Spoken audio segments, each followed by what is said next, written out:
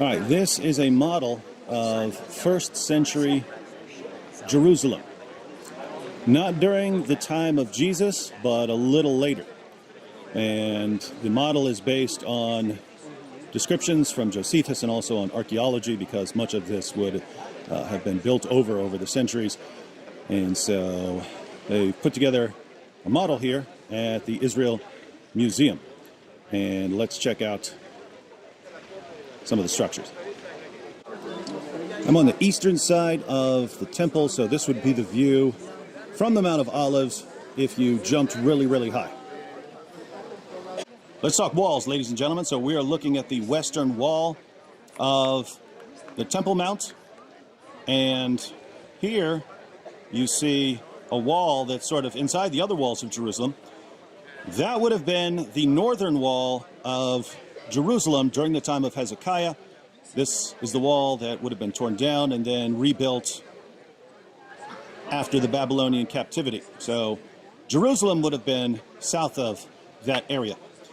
Later, during the time of the Maccabees, there were houses north, and so for defensive purposes, a wall was built around that. That's called the second wall. So that's the first wall over there, and then this is called the second wall. And then still later,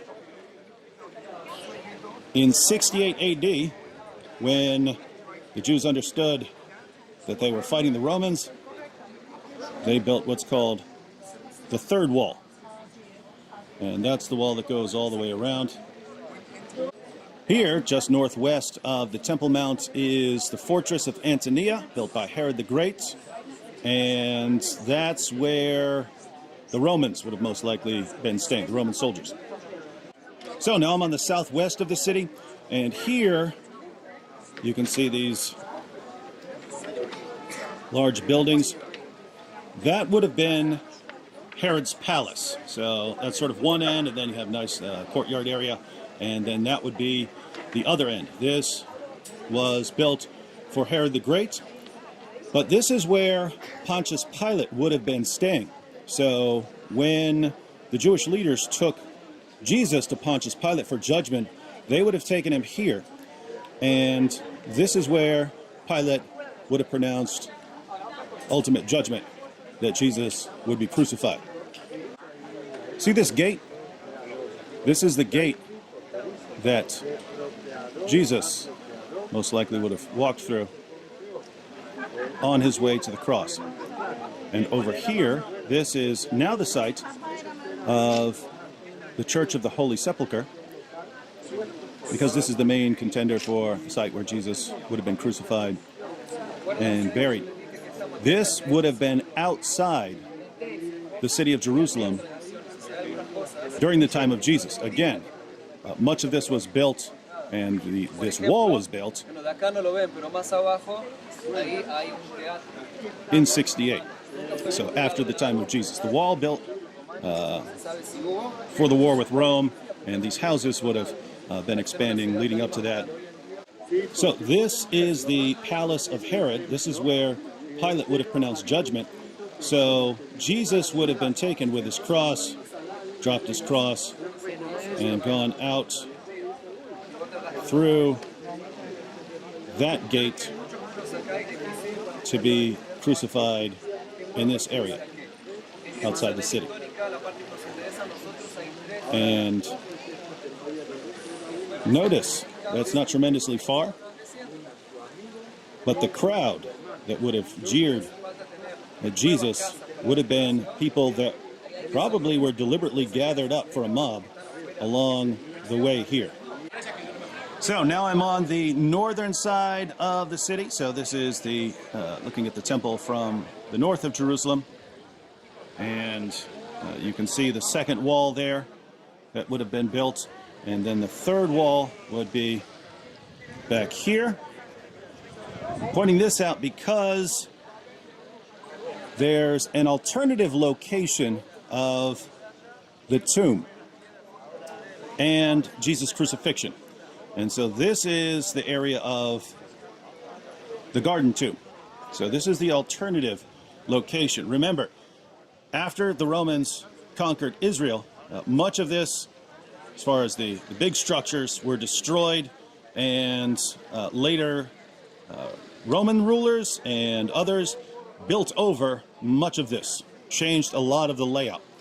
So things have to be kind of pieced together, pulling out details from the records that we have. But this is the alternative location for the area of the crucifixion and burial. So this would have been the view of first century Jerusalem from the west. Temple Mount, fortress, Herod's palace.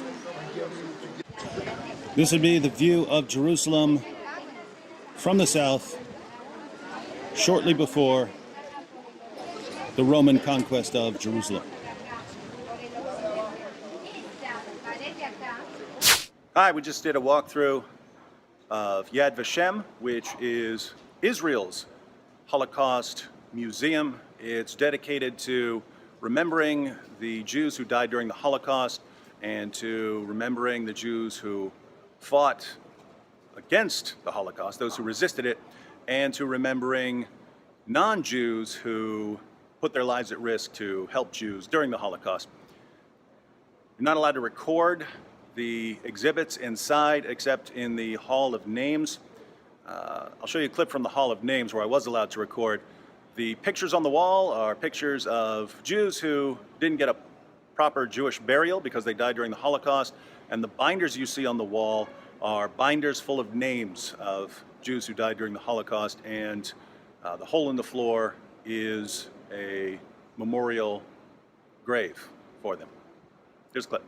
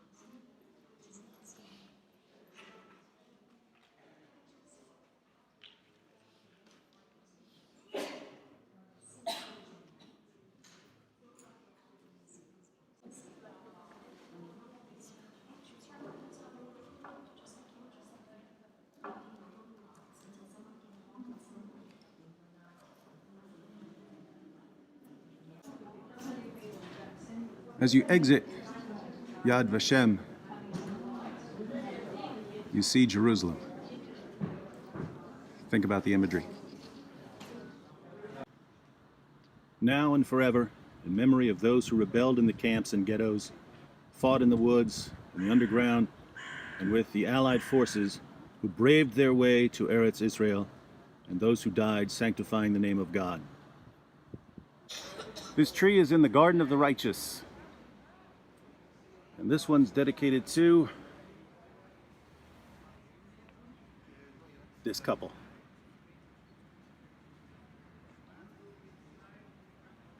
Be like these two. And this one's dedicated to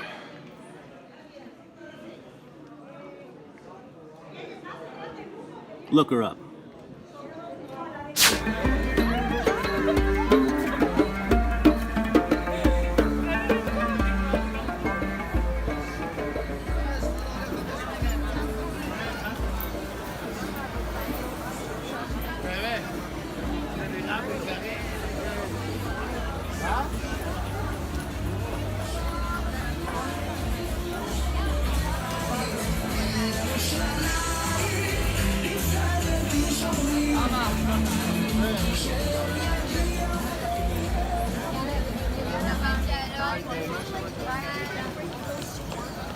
This is the Machda Yehuda Market.